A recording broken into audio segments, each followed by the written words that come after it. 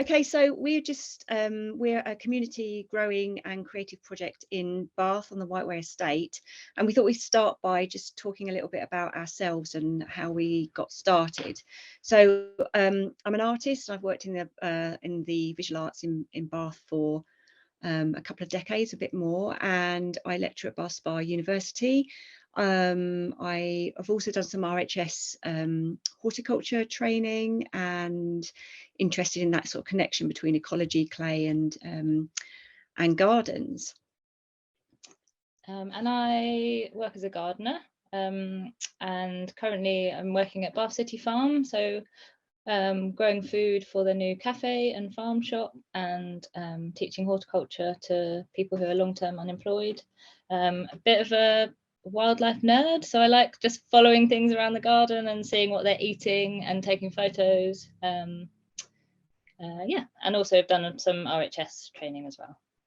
So we met at the City Farm about 7 years ago, something like that. And because where the estate is in Bath, it actually backs onto this, or kind of joins the City Farm. And so we met there, and we decided to set up a front garden festival. So a lot of the houses on the estate have really amazing front garden spaces, and it seemed like a great opportunity just try setting up a front garden festival. So we actually set it up, I think we ran the first one in 2017 and then 2018, and then kind of COVID got us, and we've just completed our third one, and this year we called it Gardens Alive.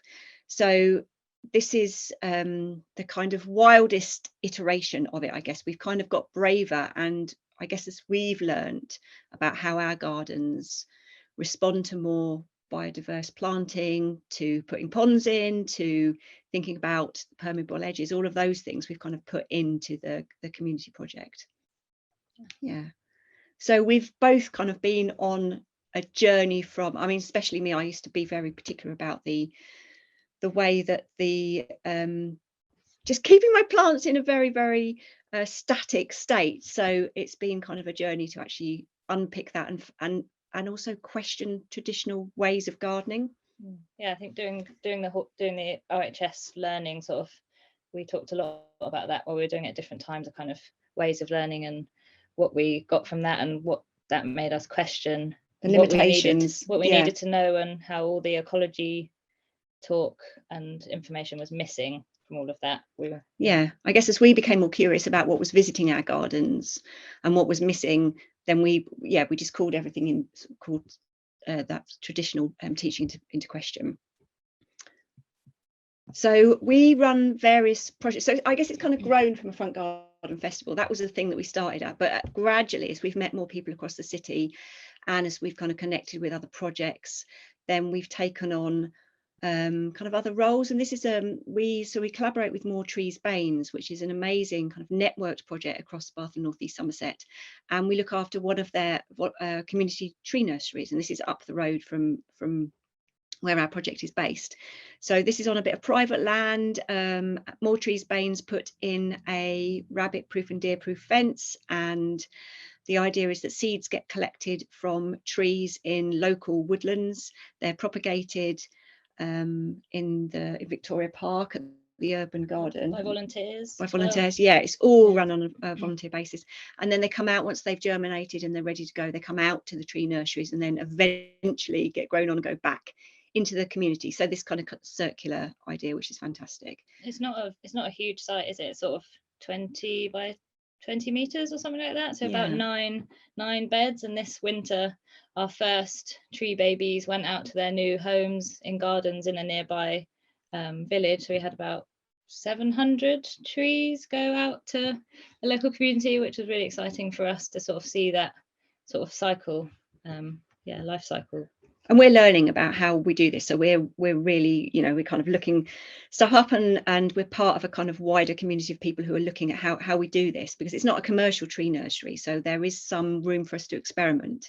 But we go there every week. We work with volunteers from both universities, from people in the community, and all sorts. But it's great to be part of that network that's kind of right across the city. It feels like a really great, and there's little tree nurseries in schools as well. So this kind of network is growing across the across the city and beyond.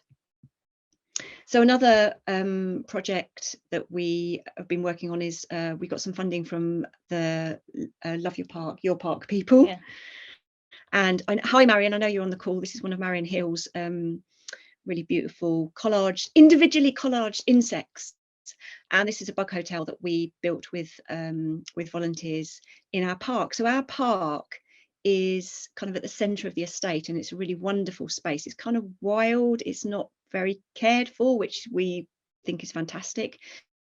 So we kind of enhanced it a little bit, and there's potentially a lot to do, but it also kind of looks after itself, doesn't it? Yeah, it's got some quite mature trees there, and really a huge amount of wildflowers there already, and a lot of wildlife that already visits it. So we've had lots of reports of people who've seen badgers and foxes and slowworms and hedgehogs and all sorts of birds. See the sparrowhawk there regularly, and the red kite occasionally. Yeah. So what we found from this, because we got the money to kind of spend it on materials, but what we decided really was that to just be in the park, and it's back to that idea of sharing, like just being in the park every month and saying we're going to be here for this couple of hours, and you can come and have some cake, and being there and showing the park some love has been the thing that's been really important. And having those conversations, being around to have those conversations with people, so that regular kind of just being there and being visible has been really important. So this is an event that we ran in the park, and we like signage. So we always take our signs with us and try and make it kind of look inviting. We often take free plants and just have plants to give away. We often take plants round and put them on people's doorsteps with a little flag in saying we love your garden, join us. And we're really keen, when we started the Front Garden Festival, we're really keen to really push at those boundaries of what gardening is, and that a whole thing around taste and good taste, and just we love the kind of jumble of hedgerows on the estate. We really like the overgrown areas that are kind of neglected because there's life there. So we're really thinking about what are those green spaces doing, and as humans, where do we intervene, where don't we intervene? And very importantly, this idea of the connected spaces, mosaic of habitats, and how one garden leads into the next.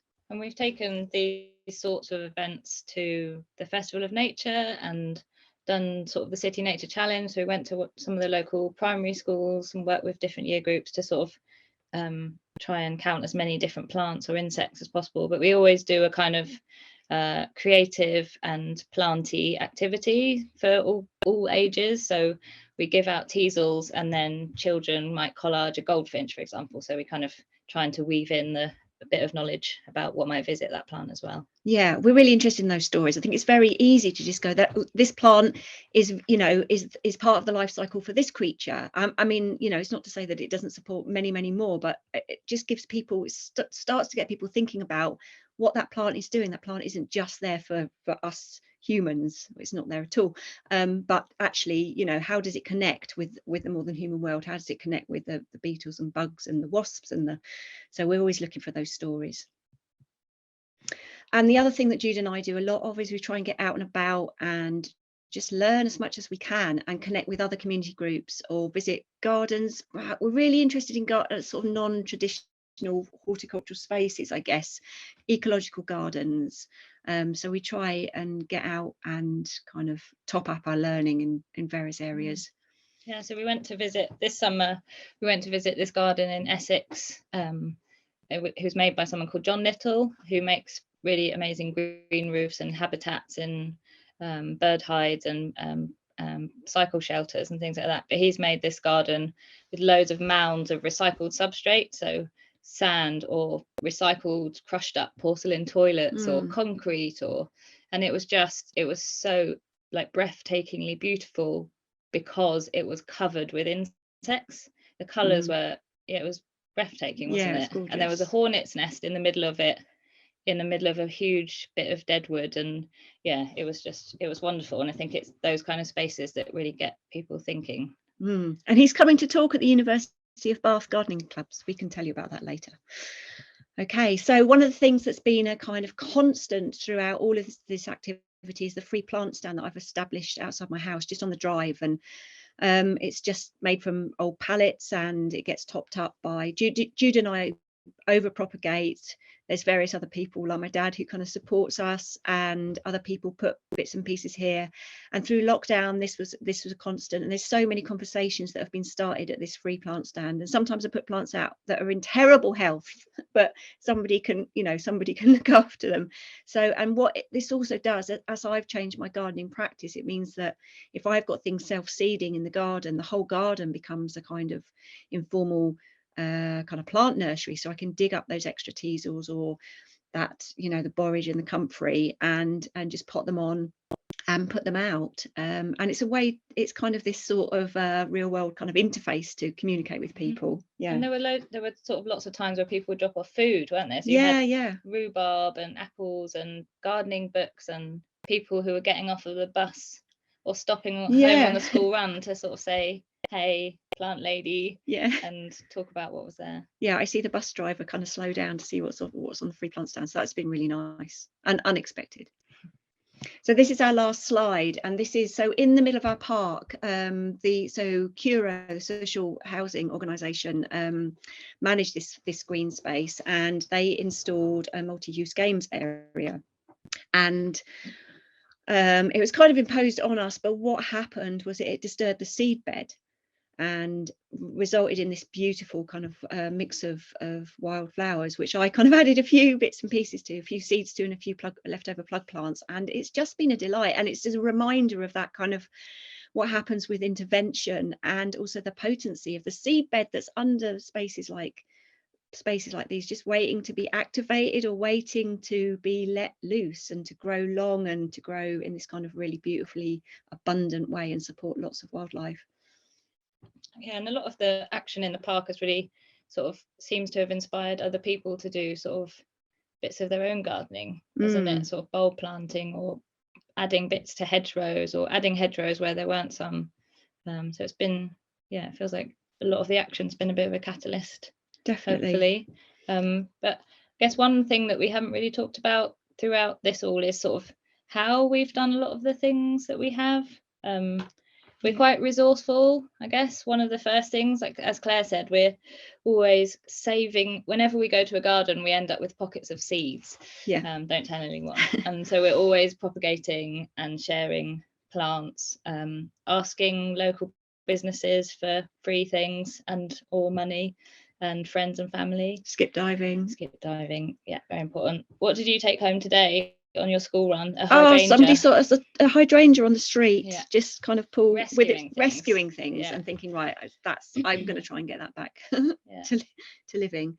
But there's a few times throughout the year when we're leading up to the Front Garden Festival where we have lots of flyering, isn't there? So there's we're very aware that lots of people aren't digital, so we do a lot of paper stuff as well, and put things in community notice boards. So that mix of social media and using actual printed flyers in a kind of concentrated area, but making sure that everybody has access to what we're doing is really important. And we just spend a lot of time talking, and I think it is that sharing what we're doing, and that kind of enthusiasm, but just trying to connect with people and share those conversations, and the what ifs, and what happens if we do this, and the heat events this summer have really made us all think about water use, about mulching, and has started those conversations. Again, it's about educating people who don't necessarily know about mulching, and reminding ourselves what we have learned, to give us kind of insight in how what those conversations need to be focused on. And I guess one of the last things, I don't know if anyone's noticed our backdrop, which is very hard to see, but it just one of some of the conversations and one of the events after the sort of final lockdown, whenever that was, we had a bit of an event that was sort of giving away wildflower plug plants, and then asking people to start a wildlife map. So we've had lots of conversations over the last few years about what people have seen, but we kind of got people to put post-its or stickers, or just write on the map what they've seen in their street. And it was amazing to hear all of the things, wasn't it? It was kind of mammals or butterflies or sparrowhawks, or so that was really cool for us to kind of see it on a map, what kind of things people see. And we'd love to build that data, and we're really interested in that kind of baseline data. If we can, of collaborating with ecologists and other kind of experts to kind of gather what is here. And our feeling is, and this comes from a really early conversation with Julie, who introduced us, is that we're living in this kind of wildlife haven. It could do with a lot more help, but actually we have great populations of starlings and sparrows and things. You know, it's really interesting what happens here. And we sit between the open countryside and the city farm, and it's a really interesting little pocket of the city. So that always really excites us. Okay, that's that. Thank you, everybody.